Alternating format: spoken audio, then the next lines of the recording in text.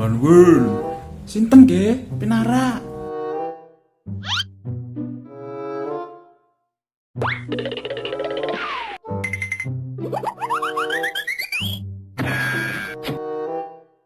Oh, nggih, pinarak. Kenapa Mas nggih? Mriki leres griyane Budi Bacok. Leres. Bapak teng griya wonten niku. Tasik medal.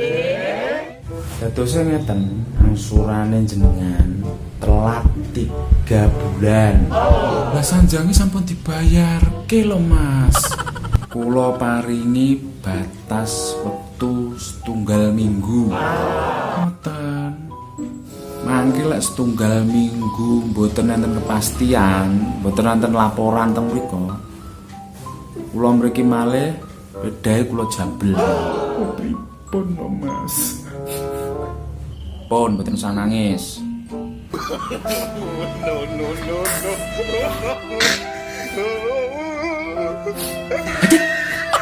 Oh, nonton kula pamit.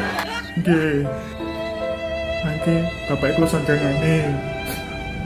Ngono ae nangis. Berarti kurang turun.